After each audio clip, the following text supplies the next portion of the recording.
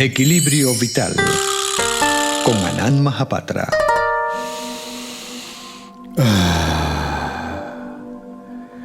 Yo soy Víctor Avilán, también conocido como Anand, y esto es Equilibrio Vital. Equilibrio Vital es un espacio en el cual hablamos sobre los avances en tecnología de la salud. Y hoy vamos a hablar de la sociedad, nuestra sociedad, el individuo enfermo en base a la sociedad. Lo que pasa en el mundo. ¿Qué ha pasado en el mundo? Nuestra sociedad enferma dejó de ser clan para convertirse en un caos destructivo de valores, éticas y compasión. Este no es un programa político, es un programa sobre la salud del individuo, de la sociedad, del mundo. Hay que dejar claro que el pasado no ha sido lo mejor, pero nuestro presente de cara al futuro tampoco. La ciencia y la tecnología en sus investigaciones y avances nos ha conducido hacia una sociedad que creemos es más cómoda y saludable. Pero esto ha tenido un alto precio que ha desviado los fondos de la ética y principios a rincones donde no estorbe. El liderazgo de clanes y manadas necesarios para conducir por el mejor camino y proteger al clan se ha convertido en una cruel herramienta de poder para someter y esclavizar con múltiples herramientas, muchas de las cuales se han perfeccionado en el mundo de la manipulación psicológica para engañar y destruir. Pero comencemos por el principio. El liderazgo necesario en un grupo al comienzo de los tiempos de la humanidad se ha distorsionado al punto que el poder necesario para tomar decisiones y definición se convirtió en el valor más preciado, perdiendo en el camino sus bases principales de transparencia, honestidad, bien común, valores, ética, principios, etc. Desglosemos algunos ejemplos para poder comprender cómo llegamos hasta aquí sin darnos cuenta de nuestra contribución al ceder nuestra naturaleza. El desconocimiento, la ignorancia, la inseguridad, vulnerabilidad han sido los creadores de religiones y sectas a tratar de comprender el mundo. Nos vieron como niños en el que el asombro y el temor fue utilizado por algunos que descubrieron la poderosa herramienta de la fe sustentada en el miedo y la fe.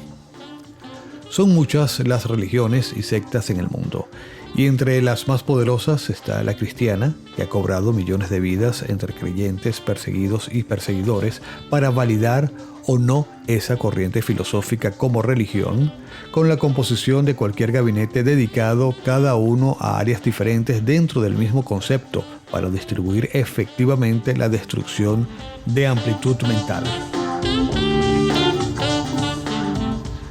Hay una matriz moral en cada acción y hecho que genera consecuencias básicas para el bien común, y bajo esta premisa, el fin se ampara en la justificación del medio. Bajo el prisma moral del consecuencialismo, también conocido como ética teleológica, que sostiene que la corrección e incorrección de las acciones está determinada por el valor u ausencia de este que se genera, se basa en el juicio de los actos en sus consecuencias, sosteniendo que la moralidad de una acción es independiente del mal o bien que se desprende a partir de esto. Sumado a esto, una de las principales teorías es el consecuencialismo, creado por Jeremy Bentham. La premisa en general se asume cuando una acción se considera moralmente correcta si predomina los resultados favorables sobre los indeseables. Es decir, la mejor acción es la que produce el mayor bien. Pero esto es cuestionable porque depende de quién y por qué se aplica la regla, que corresponderá a intereses determinados por la mala interpretación de acuerdo a lo que se quiera controlar o aplicar.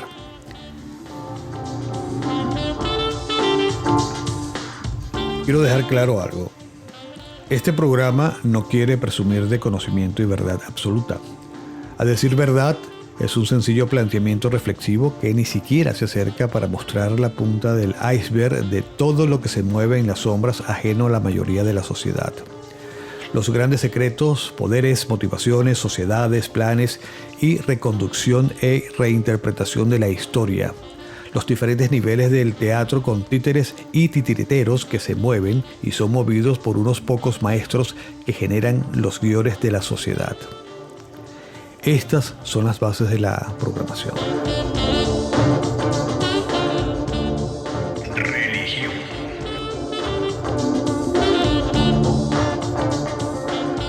La historia de la humanidad está rodeada de mitos y creencias ante su insignificante e inseguro papel de su existencia.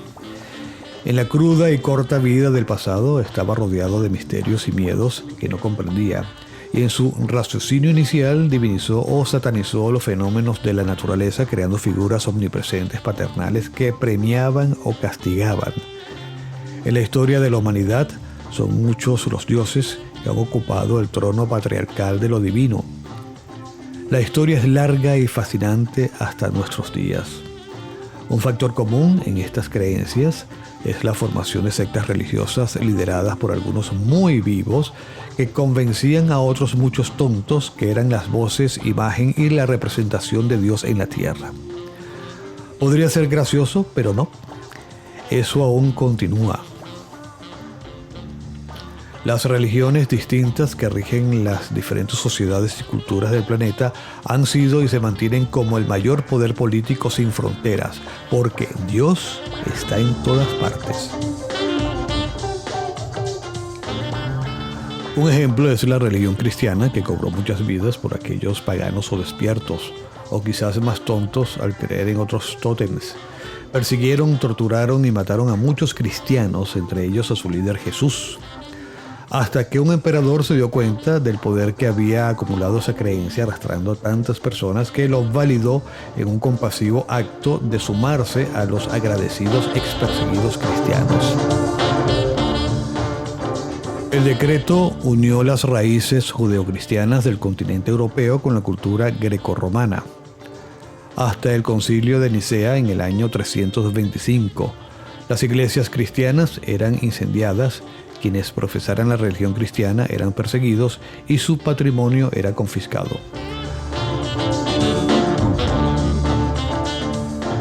Particularmente bajo el emperador Diocleciano, entre el 245 y 316, se intensificó la persecución cristiana.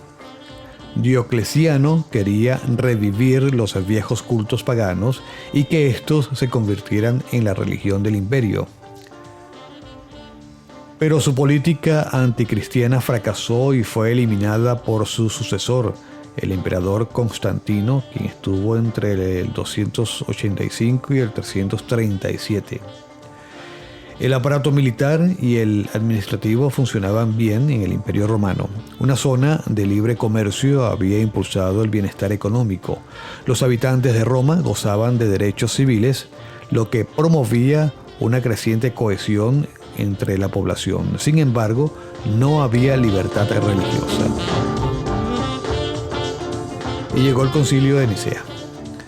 Eso fue el 19 de junio del 325. Constantino intervino en un conflicto eclesiástico. Para dirimir entre las partes, invitó a los obispos cristianos a un concilio en Nicea, cerca de Estambul. No era la imposición del cristianismo como religión del Estado el objetivo del encuentro, en el que participaron más de 300 representantes eclesiásticos, sino era sobre alcanzar una paz religiosa que estabilizara el imperio. Tras largos debates, el emperador Constantino decidió llegar a un arreglo según el cual Jesús y Dios representaban una misma entidad. Con la firma de esta definición por parte de los eclesiásticos que estaban allí, fueron suspendidas las persecuciones contra cristianos. Para los practicantes de la religión cristiana, la situación mejoró. El 27 de febrero del 380, el emperador romano de Oriente, Teodosio, firmó en presencia del emperador romano de Occidente, Valentiano, y su cogobernante medio hermano Graciano, un decreto con el que se declaró al cristianismo religión del Estado y estipuló un castigo a quienes practicaran cultos paganos. el poder estaba hecho. El decreto Cunctos Populus concedía no solo un lugar preponderante al cristianismo, sino que también suponía la persecución contra quienes practicaran otra fe. Y ese fue el inicio de ese gran poder político. Todos los pueblos sobre los que lideramos un suave y mesurado regimiento deberán adoptar la religión que el divino apóstol Pedro hizo llegar a los romanos, que profesa el pontífice de Damasco, así como el obispo Pedro de Alejandría. Eso significa que según la sabiduría apostólica y la doctrina evangélica creemos en la igualdad majestuosa y la santa Trinidad de la divina integrada por Dios, Padre, Hijo y Espíritu Santo. Solo quienes obedezcan este decreto podrán ser llamados cristianos católicos. Los restantes, a quienes declaramos dementes y locos, tienen la vergüenza de seguir la doctrina hereje. Sus lugares de reunión no podrán ser considerados templos. Bueno, y así comenzó todo eso, una guerra contra los creyentes, contra los no creyentes ahora, mientras la guerra era anteriormente contra los creyentes. Y así este ciclo se viene produciendo.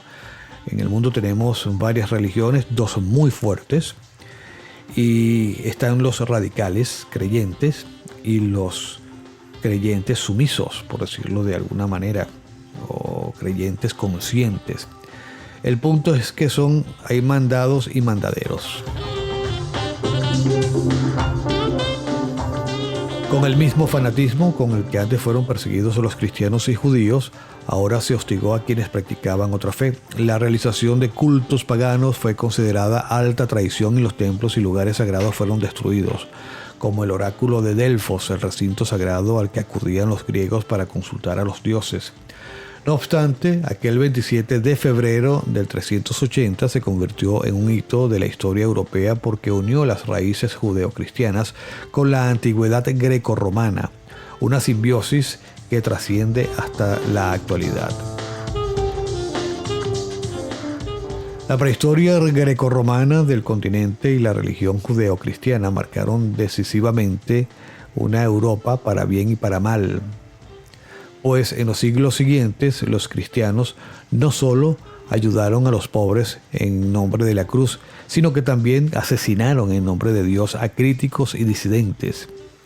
Y así, a través del terror y falsos premios, cielo e infierno, la humanidad comenzó en esta forma de ser moldeada bajo el temor y la seguridad de su papel en el mundo, lo cual ha sido distorsionado en su naturaleza, enfermando a la sociedad. La otra religión, la musulmana, ha seguido el mismo camino de premio, castigo y miedo con amor. La historia de Mahoma, el profeta, es análoga a la de Jesús en el cristianismo. Mahoma nació en la Meca aproximadamente en el 570. Aquí en el 610, Mahoma recibió su primera revelación de Alá en la lengua árabe. Al principio, los primeros miembros de esta religión nueva, eran pobres, o los clanes, o los jóvenes procedentes de familias poderosas que usaban la religión como excusa de rebelión social. Mahoma recibiría más revelaciones durante los próximos 22 años. Muchas veces tendría que luchar en el nombre de Dios con sus fieles como parte de su estrategia para expandir el Islam. En el 632, después de ser nombrado califa, después de formar un ejército de más de 10.000 personas para proteger la Meca y pactos con las caravanas, destruyendo los ídolos y estableciendo el Estado Islámico, el Estado árabe como Estado, Mahoma recibió su última revelación. Celebraron esta revelación con una gran fiesta y luego Mahoma regresó a Medina. Se enfermó y poco después de que nombraron al sucesor Abu Bakr, Mahoma murió. Eso fue el 8 de junio. Los cristianos seguían por los textos de la Biblia, los musulmanes por el Corán. Es una colección de todas las revelaciones de Alá que fue dada a Mahoma. El texto está en prosa rimada y este es fundamental porque facilita memorizarlo. Este texto era transmitido por boca a boca para generaciones hasta el califa Uthman, que hizo que se realizara la versión oficial escrita. Todavía el Corán está en su forma original, usando el mismo vocabulario sin alteraciones de lengua, y una persona que hable la lengua árabe puede comprender sin dificultades en la misma manera en que los árabes lo hacían en su tiempo. Las interpretaciones diferentes han generado muchas muertes y guerras, convirtiéndose en herramienta y arma para aterrorizar y someter a muchas personas, como lo hizo también el cristianismo en su momento, alejándose de su verdadera esencia y filosofía. Los buscadores y esperanzados en la fe son las víctimas más vulnerables y manipulables de las religiones. A diferencia que no son todos los grupos pobres como el pasado, al menos no por recursos materiales. Al contrario, mientras más recursos económicos, más importantes resultan estos creyentes para los grupos que lideran en la punta de la pirámide el poder de arriar a las masas utilizando sus creencias en beneficio. Y los cargos políticos en gobiernos no están eximidos. Consumo. Obsolescencia programada. Otra de las bases de control y manipulación de la sociedad es el perentorio de objetos cotidianos que nos hacen la vida en teoría más cómoda en la actual sociedad que vivimos. Esto no es más que una herramienta esclavizante. Un ejemplo gráfico es el del hombre que ha abierto un hoyo en la arena a la orilla de la playa y trata de llenarlo sacando agua del mar. El agua nunca va a llenar ese agujero en la arena y el mar nunca se quedará sin agua por esta acción. Así vivimos en la sociedad de consumo. Adquirimos objetos, utensilios, herramientas que poseen una vida limitada, con lo cual estamos sustituyéndolo constantemente y para eso debemos generar recursos, debemos trabajar constantemente. Casi todo en la vida transcurre así, un ciclo malsano en el cual somos un engranaje que mantiene funcionando la sociedad industrial y el consumo. Esto es lo que se ha llamado sociedad capitalista y la obsolescencia programada es producto de eso. Pero el capitalismo es el recurso para que funcione hasta en sociedades donde está desterrado, en teoría. Una bombilla casera o industrial es utilizada en cualquier parte del mundo, por ejemplo, y tiene una programación de vida útil. A eso le sumamos el desborde del consumo esclavizante bombardeado por modas y medios donde cambiamos de objetos y accesorios sucumbiendo al bombardeo de la publicidad que dicta cómo comportarnos y qué hacer. Desechamos, por ejemplo, el móvil, el cual es completamente funcional y subutilizado para comprar otro que tiene lo mismo o pequeños cambios que nada nos beneficia.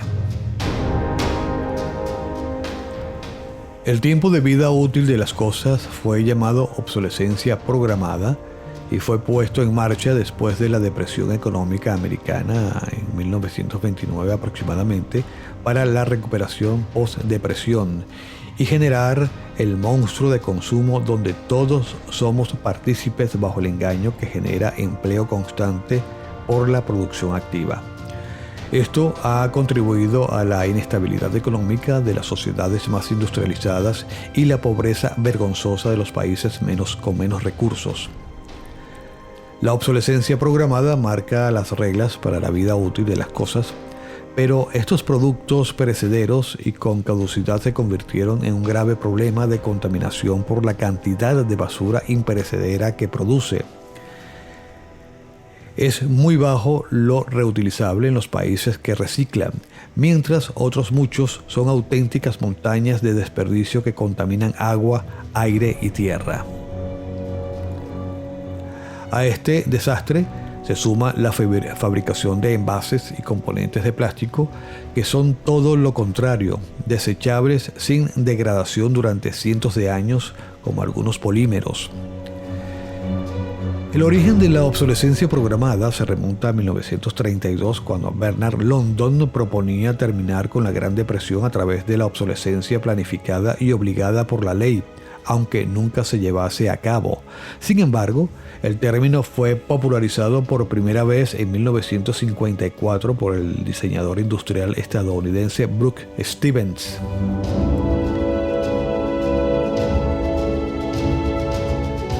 Pero todo inicia con la producción en serie unos años antes. Henry Ford dio el primer paso y en 1914 duplicó el sueldo de sus trabajadores para que estos engrosaran su cartera de clientes. Sin embargo, son las estrategias de mercado que General Motors emprendió en 1923 las que se consideran un antecedente directo de la obsolescencia programada. Charles Catherine, a cargo de la división de investigación de la empresa, cuya función fue definida por él mismo como la creación organizada de insatisfacción, imaginó que las ventas se debieran a cambios en la apariencia de las unidades y no forzosamente a modificaciones tecnológicas sustanciales, algo que todavía vivimos hoy en día con nuestros móviles. Con esa misma premisa, en 1927, General Motors adoptó el cambio de modelo anual que persiste en nuestros días. A partir de ese momento, la gente no esperaría que sus pertenencias se dañaran sin remedio para sustituirlas y comprarían productos nuevos sin necesitarlos. Henry Ford estaba muy apegado a su modelo T, que se mantuvo prácticamente sin cambios entre 1908 y 1927 y del cual se vendieron más de 16 millones de unidades. Cada año un modelo nuevo que en nada cambiaba. Y se opuso tenazmente a construir automóviles que no fueran concebidos para durar. En 1922 aseguraba que no podemos imaginar cómo servir al consumidor a menos que hagamos para él algo en la medida que nuestras posibilidades dure para siempre.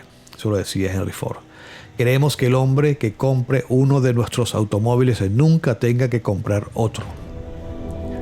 No obstante, se dio ante la idea de cambio de modelo anual para hacer frente a la creciente competencia que General Motors representaba.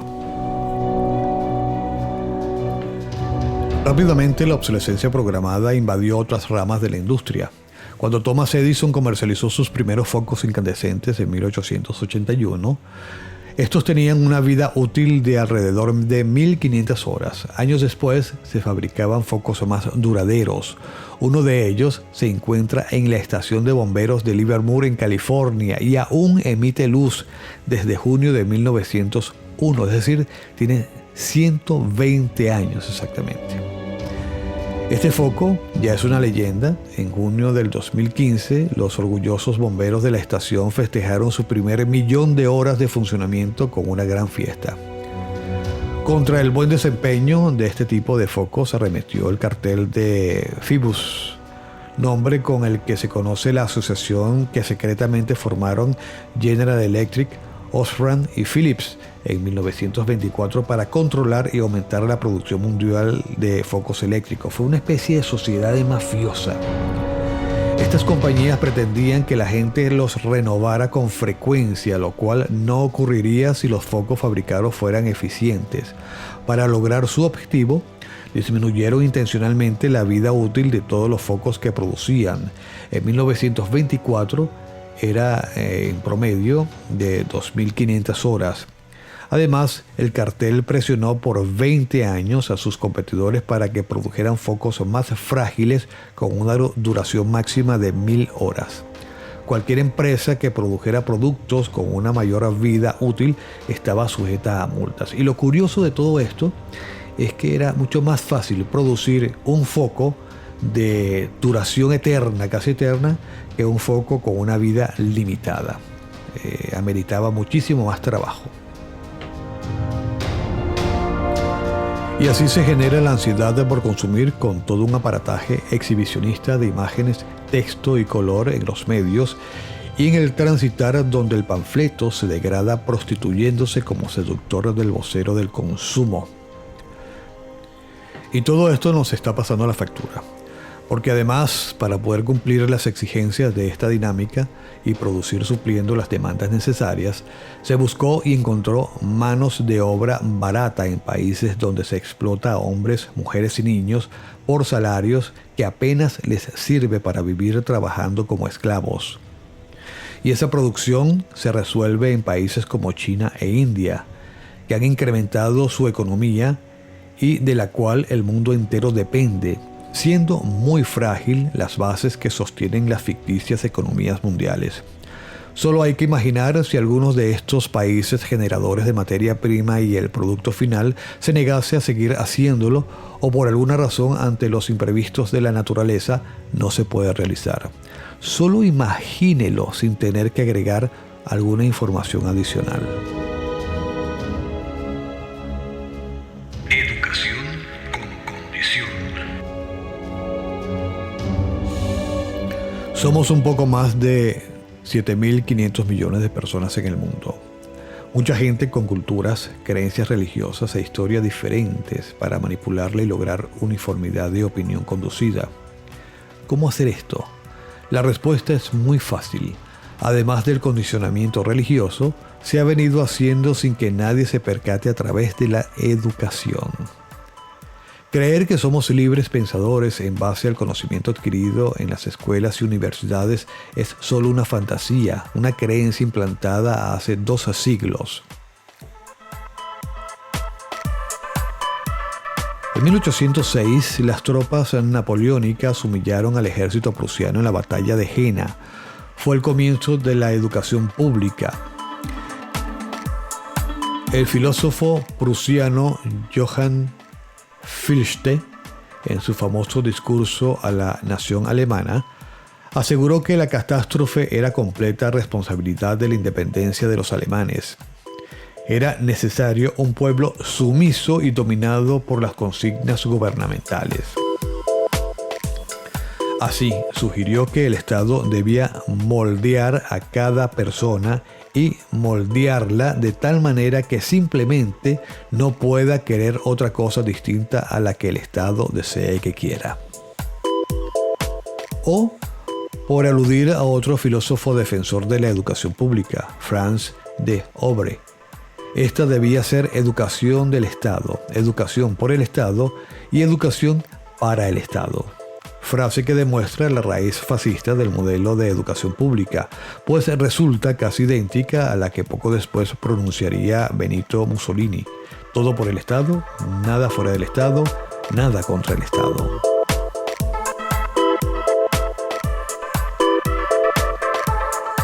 Así, en 1870, los prusianos organizaron la Alemania naciente a su gusto. La instrucción y el espíritu militar se apoderaron de los niños en cuanto entraban a la escuela.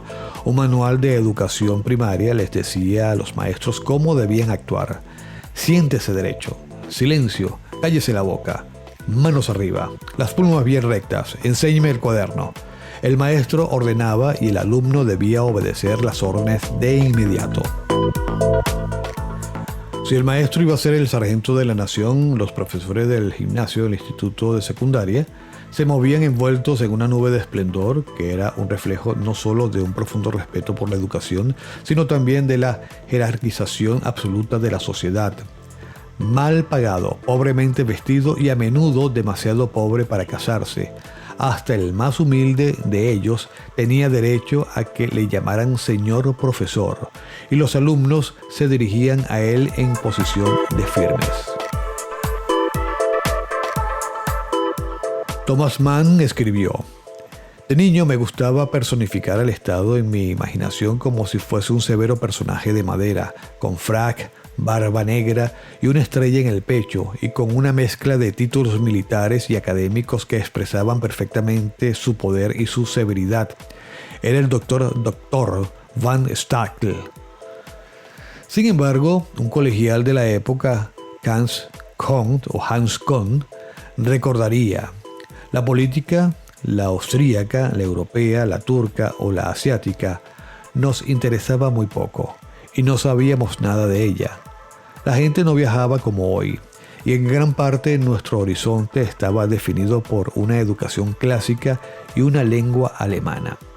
El mundo vecino, el de los esclavos, nos era desconocido, aunque devorábamos las novelas de moda de Dostoyevsky y otros rusos. Durante el Imperio Alemán, el sistema escolar se centralizó para poder establecer estándares en el sistema educativo. Con el fin, se crearon 4 clases de escuelas. Gymnasium, clásico de 9 años, latino, griego y una lengua moderna. Realgymnasium, de 9 años, matemáticas, ciencias naturales, latín y lenguas modernas. Oberrealschule, de 9 años, ciencias, matemáticas y lenguas modernas. Realschule, de 6 años, que no permitía la entrada a la universidad y más bien preparaba a los alumnos para una formación profesional técnica. A comienzos del siglo XX, estos 4 tipos de escuelas alcanzaron el mismo rango y privilegio, aunque no el mismo prestigio. En 1872, el Estado prusiano fundó las primeras escuelas secundarias para mujeres, permitiéndoles así el acceso a la educación superior. El Estado debía adoctrinar al pueblo llano para disciplinarlo y convertirlo en un instrumento al servicio de las aspiraciones de los políticos. De esta manera, 3 años después de la batalla de Jena, se instauró el sistema educativo alemán, cuyo objetivo declarado era la creación de 5 grupos sociales: soldados obedientes para el ejército, trabajadores obedientes para las minas, buenos súbditos para el gobierno, empleados serviles para la industria y ciudadanos que pensaran de la misma manera en la mayoría de las materias. Años más tarde, John Dewey, uno de los principales impulsores de la educación pública estadounidense, sentenciaría que la gente independiente y autónoma es un anacronismo contraproductivo de la sociedad colectiva del futuro. Bueno, y este señor era un personaje. John Dewey, medio siglo después y en Estados Unidos, criticó la lectura por producir pensadores. Últimamente se ha escuchado mucho ese discurso de parte de algunos políticos del tercer mundo. Producía pensadores que no podían socializarse fácilmente. En este sentido, el propio Dewey recogía las ideas de uno de sus profesores, Stanley Hall, quien sostenía la siguiente opinión: hay que dejar de considerar la lectura un fetiche, hay que dedicarle mucha menos atención. Frente a esta escuela del pueblo, el sistema prusiano creó otro tipo de centros donde se ofrecía una educación tradicional de mayor calidad y los llamó con una sinceridad pasmosa Realschule, es decir, la escuela auténtica. A estos colegios acudía un poco más del 5% del alumnado y su cometido era educar a los líderes del futuro. La escuela del pueblo creaba las masas colectivistas y la escuela auténtica los generales que las comandarían. De hecho, la mentalidad constructivista del sistema educativo prusiano podía observarse desde la misma infancia. Las guarderías recibieron el nombre de Kindergarten. Estos se definía como jardín de niños. Su impulsor, el alemán Friedrich Froebelt, dejó claro que no se trataba de que los niños jugaran en un jardín, sino de que los profesores fueran los jardineros de niños convertidos en vegetales. No es casual que todo este entramado intervencionista y estatalista fuera fruto de una guerra. En realidad, el Estado no es más que una guerra continua contra la sociedad. Por desgracia, ese modelo de gobierno expansivo y educación adoctrinadora no quedó relegado a Alemania, sino que se extendió a Estados Unidos y el resto de Europa. No debemos caer en la retórica izquierdista y pensar que la educación pública se instituyó para proveer educación gratuita a los más necesitados. En el siglo XIX, tanto las parroquias católicas y protestantes como la caridad privada cubrían perfectamente las necesidades de quienes querían estudiar. Es más, si el objetivo del Estado hubiera sido ayudar a los padres más desfavorecidos consiguieran proveer una buena educación a sus hijos, no tendría por qué haber creado todo un entramado de escuelas públicas con programas reglados y asistencia universal obligatoria. La intención siempre fue y sigue siendo romper los lazos paternos filiales para sustituirlos por lazos políticos filiales a través de la inculcación de una ideología estatal.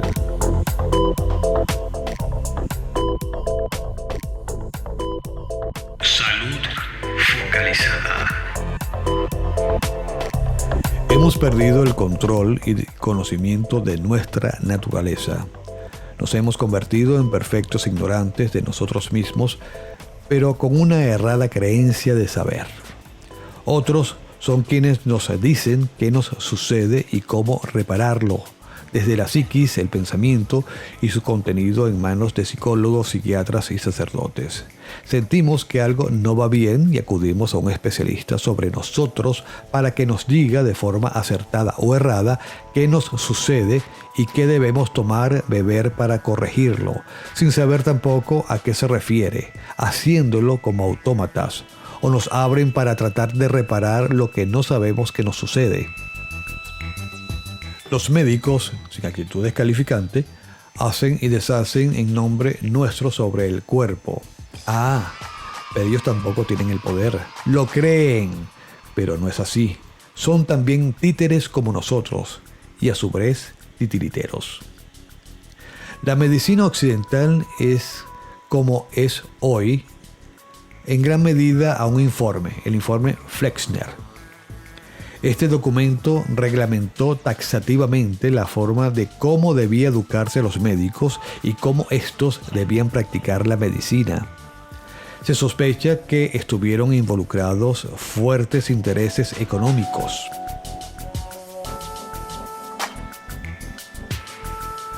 Documento escrito en 1910 por Abraham Flexner, supuso grandes cambios en la formación de los médicos y en la práctica de la medicina en Estados Unidos. Ese paradigma, basado también en un modelo alemán, rápidamente se extendió y se reprodujo en prácticamente todo el mundo occidental. Se puede afirmar que el informe Flexner representó un antes y un después en la medicina. Uno de los aspectos problemáticos de su aporte es que no se basó en una investigación estrictamente independiente. Flexner fue contratado por John Rockefeller para que evaluara cómo se enseñaba y se ejercía la medicina y luego formulara una línea a seguir. Uno de los efectos trascendentales del informe Flexner fue el hecho de que desde las modificaciones a las que dio lugar, la medicina en su conjunto se tornó exclusivamente biológica y farmacológica, una ciencia exclusivamente centrada en los síntomas del cuerpo y orientada también exclusivamente al tratamiento basado en fármacos. Hoy por hoy tenemos médicos libres, investigadores y pensadores enfrentados a los médicos metódicos, médicos del sistema. Entretenimiento para manipular. Investigadores del Departamento de Bioingeniería de la Universidad de Stanford han conseguido una nueva proeza optogenética. Utilizando únicamente pulsos de luz, reprogramaron el cerebro de un ratón para que prefiriera la compañía social. Publican sus resultados en la revista Biotecnología y Naturaleza. Desde hace 30 años, la capacidad de manipular neuronas se ha desarrollado mediante medicamentos o estimulación eléctrica, con la dificultad de que estos sistemas no pueden distinguir unas neuronas de otras. Desde el 2002, la optogenética ha combinado métodos genéticos y ópticos para controlar con precisión células de tejidos vivos utilizando la luz como agente inductor. En los últimos 5 años, la optogenética ha conseguido incluso manipular con gran precisión grupos de neuronas seleccionadas, bien por su genética, por su anatomía o por su función. Toda una estrategia se basa en el uso de opsinas, unas proteínas microbianas obtenidas de algas sensibles a la luz, insertadas en neuronas vivas que permiten modificar el comportamiento celular mediante la presencia o ausencia de luz. La optogenética permite seleccionar qué neuronas adquieren la capacidad de ser sensibles a la luz para conseguir resultados concretos, por ejemplo, las relacionadas con la epilepsia o la depresión. El resto de las neuronas no se ven afectadas por esta manipulación. La investigación de Stanford, liderados por Richie Shen y Felicity Gore, consiguieron la fotoactivación transcraneal de circuitos neurales específicos incluidas en las estructuras del mesencéfalo y el tronco encefálico a profundidades sin precedentes.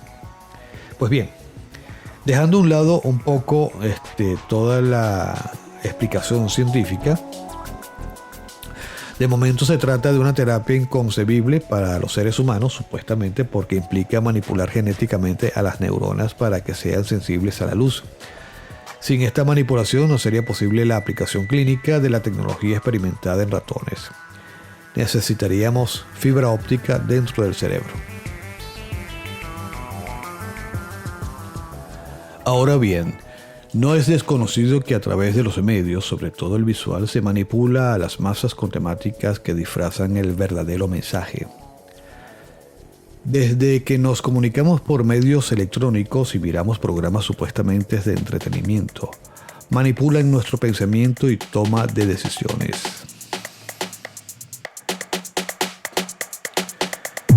Miremos y analicemos varios programas en diferentes años y épocas específicas. Cuando el mundo estuvo amenazado por conflictos generados por políticos, en dichos programas de aventuras y entretenimiento los villanos encarnaron los personajes que generaron rechazo al identificarlos con sus malvados planes.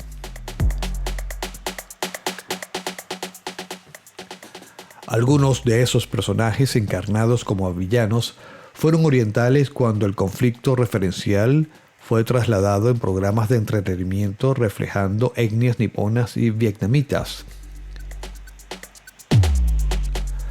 Flash Gordon, animaciones infantiles de TV como Batfin, pasaron por ese casting de pillos, personificaciones rusas, alemanes o salvajes terroristas del Medio Oriente, o gente de color, o comedias domésticas como Hechizada, Mi Bella Genio, donde la mujer tenía solo un papel de adorno servicial.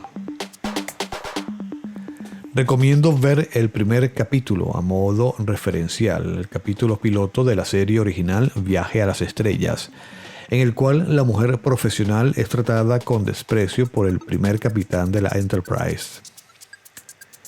Esos tiempos quedaron atrás. Y ahora es más elaborada la manipulación dentro de las reglas y gritos de los grupos minoritarios que claman por sus derechos, convencidos que están siendo escuchados, complacidos y manipulados. En cada serie de estas realidades manipuladas de ahora, se fuerza la trama para incluir gente latina, caucásica, de color, lesbianas, gay y con alguna condición psicofísica, hasta en las series de historia, donde algunas tipologías no pueden encajar, pero así se está distorsionando la historia. Estamos viviendo y experimentando el mito de la caverna de Platón, en el que unos individuos están encadenados desde su nacimiento en una cueva y solamente pueden ver las sombras que les llegan desde el exterior. La liberación se hace posible cuando uno de ellos escapa y vuelve para contar a los prisioneros lo que sucede en el exterior, lo que les incita a escapar, después de haber tomado por loco y mofarse de sus cuentos. Quizás algunos hayamos podido escapar y se nos identifica como negacionistas, locos o traidores. Es evidente por lo que estamos viviendo, pero eso nos extendería más el programa y sabemos a qué nos referimos. Así como en la película El Show de Truman, quien se creció en un set de reality show, solo percibía y creía que la vida era solo eso, lo que veía, lo que percibía. Nuestro escenario está muy bien montado, pero nos estamos asomando por el backstage descubriendo la realidad. Como dato curioso e importante, Muchas compañías productoras de cine y series para diferentes canales de televisión por demanda han sido comprados por testaferros chinos del PSC y ya comienzan a exhibirse contenidos en la cultura oriental que resalta a personajes como héroes. Esto no sería preocupante si no fuese una realidad lo que está en juego y lo que se está persiguiendo utilizando las herramientas para generar opinión a través del entretenimiento y lo peligroso de esa cultura en lo político-social.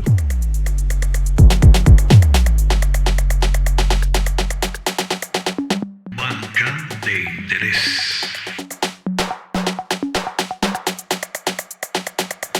La historia de la banca, del cambio, del trueque, del pago, es muy antigua.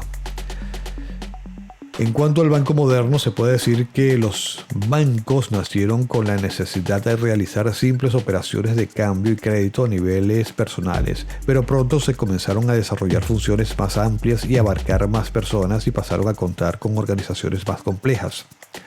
Aunque es difícil ubicar con exactitud el surgimiento de la organización bancaria, se cuenta con registros de operaciones de recepción de depósitos y otorgamientos de créditos en toda Babilonia bajo la dinastía Ur, algo así como 2294 años antes de nuestra era. Estas operaciones se hacían en el interior de los templos y se registraban en tablillas de barro cocido que contenían las características de cada operación. Grecia jugó un papel preponderante en la actividad bancaria debido a que en ese lugar se sustituyó en el siglo VII antes de nuestra era los lingotes de plata utilizados en esa época en transacciones comerciales por fragmentos de metal uniformes que se acuñaban con sellos que permitían garantizar el valor. El empleo de las monedas se extendió por todas las colonias griegas, por las cartaginenses y por los romanos, facilitando el surgimiento de prestamistas y cambistas de dinero propiamente. Los prestamistas se conocieron como trapecistas, que prestaban dinero con intereses y deambulaban de feria en feria tras una mesa o trapeza. Fueron en realidad los primeros banqueros, mientras que los colubistas fueron los cambistas encargados de constatar la autenticidad y el valor de cada moneda, una función muy importante, toda vez que el uso de la moneda se había expandido ampliamente al grado de cada ciudad tenía su moneda, acuñaban su propia moneda, y de allí la necesidad de contar con especialistas que garantizaran la autenticidad y validez de esas monedas. Así es como a partir del siglo IV antes de nuestra era, en varias ciudades griegas se constituyen bancos públicos administrados por funcionarios especialmente destinados a hacer esa labor. Estas instituciones, además de su rol propiamente bancario ligado a operaciones de cambio y crédito, recaudaban impuestos y acuñaban las monedas. Por su parte, en el mundo romano, en sus primeros tiempos, el pueblo agricultor recurre al mutuum, esto es, el crédito mutual. Más tarde adoptan el modelo griego de bancos privados y públicos. Pero en la época de Justiniano, emperador de Bizancio, en el siglo VI, se reglamentan con precisión usos y costumbres del mundo romano en materia bancaria y se fija la tasa de interés a un 6% al año, con algunas excepciones, considerando el riesgo de las operaciones. Los préstamos marítimos, por ejemplo, podían alcanzar el 12% al año y los acordados a las iglesias no podían superar el 3%. El poder de la iglesia. Entre los siglos XI, XII y el XIV, los romanos conocieron un renacimiento importante, ya que los hombres de negocios de Italia del norte desarrollaron notablemente las operaciones de cambio. No solamente fueron expertos manipuladores de piezas metálicas, sino también mediante una letra de cambio podían acreditar a una persona en una fecha determinada con moneda nacional o extranjera ante un determinado corresponsal. Así muchos comerciantes recurrían a los bancos para tratar sus negocios con terceros. Estos, por una comisión, los representaban o se comprometían por ellos con lo que eran comerciantes y banqueros al mismo tiempo. Más allá de los Alpes, los banqueros italianos se instalaron en Cahors, en la época de esta gran ciudad comercial de Aquitania, que hoy corresponde a la zona central de Suiza. A partir de allí se extendieron hacia todas las grandes ciudades de Europa Occidental, principalmente Londres, París, y con esta expansión, además del financiamiento de negocios, estos banqueros prestaban a los particulares, hacían préstamos con garantía prendaria y en ocasiones prestaban a los poderes públicos. Todo esto haciendo un recuento de cuál es el origen de la banca y en qué momento perdió el norte con los bancos que tenemos hoy. Cabe subrayar que siglos atrás los miembros de la religión cristiana no veían bien los préstamos con interés. Consideraban casi un pecado el de la usura. Paradójicamente, en la Nueva España, los grandes banqueros y prestamistas fueron los miembros de las compañías de Jesús, que llegó a tener por su labor bancaria y de crédito una fortuna inconmensurable. Fue tal que fue una de las causas de su expulsión de tierras americanas en el 1767, con el fin de reforzar el poderío del monarca español, que dados los negocios jesuitas se veía mermado. En fin, el poder económico y la iglesia y el poder político siempre iban de la mano. Fue en Inglaterra, el país de mayor experiencia, adquirió fusiones bancarias gracias a la habilidad de la reina Isabel. Promovió la industria y el comercio bajo los consejos de Sir Thomas Gresham. Bueno, y esta historia es bastante interesante. Yo les recomiendo que busquen información. El punto es que toda esta historia, toda esta narración, todo este recordatorio, esta remembranza del origen económico de la banca, el origen de la banca, nos sitúa y nos lleva a lo que es el concepto de usura, que lleva implícita la convicción de que existe un precio justo o razonable para el ahorro, con independencia de las condiciones de oferta y demanda, lo que ha llevado a algunos gobiernos fijen arbitrariamente tipos máximos de interés con el supuesto propósito de proteger a los prestatarios, pero con el efecto práctico de crear mercados paralelos para los préstamos y créditos. Mercados paralelos. Ahí está el inicio de todo este desajuste.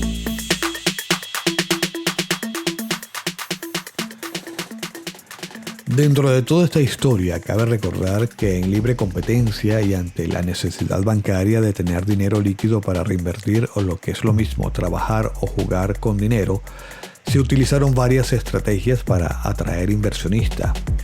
Gente que guardara su dinero en los bancos, para lo cual prometían intereses sobre el monto ahorrado anual, posibilidad de inversiones para incrementar el capital del ahorrista y al mismo tiempo crear un clima de confianza y solidez. Eso se ha transformado en todo lo contrario al evolucionar el capitalismo. La usura cabalga en las nuevas estrategias utilizadas por los bancos. Cobra casi hasta por mencionar la entidad que se utiliza para recibir, mantener o tramitar el dinero. Y no se hacen responsables en algunos casos.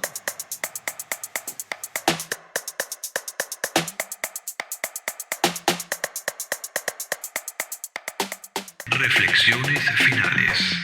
¿Y entonces qué hacemos?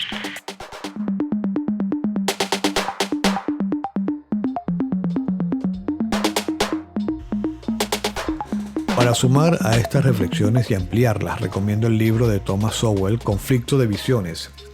Básicamente hay dos visiones de la naturaleza del ser humano, la restringida y la no restringida. Hay muchas maneras de conceptuar al ser humano, pero si hablamos de su naturaleza en consonancia con el entorno y de hasta qué punto es libre, responsable de su destino, hay esencialmente dos visiones al respecto, tratadas por Thomas Sowell en su libro Conflicto de Visiones. Esas visiones son la restringida y la no restringida, defectos de fábrica o fallos del sistema. En la visión restringida se propugna que los seres humanos tenemos defectos inmutables de serie, de fábrica, y que esos defectos abarcan el intelecto y el carácter moral. Aceptada esa premisa, debemos depositar nuestra confianza en sistemas probados y confiables, en la ciencia, el mercado, las instituciones, etc. Esta visión, con todas sus variantes, la sostienen pensadores como Hobbes, Schmidt, Burke, Matthews o Hamilton. En la visión no restringida se establece que los seres humanos nacen buenos por naturaleza y que los defectos que observamos son fruto de los fallos del sistema o de las instituciones sociales. Esta visión, con todas sus variantes, la sostienen pensadores como Voltaire, Rousseau, Paine o Bebel. Para profundizar en estas dos visiones, probablemente ninguna de las dos posturas es cierta, o no lo es en todos los momentos o circunstancias, sino que debemos bascular entre un extremo y otro. Recomiendo este libro de Sowell.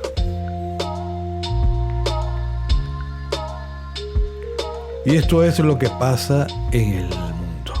Tenemos una distorsión en nuestra sociedad que viene siendo arrastrada por pilares muy puntuales entre lo que está la educación, la religión, la economía, el entretenimiento. Los tiempos están cambiando. Muchos están rompiendo las cadenas del miedo que lo mantienen atado a la manipulación.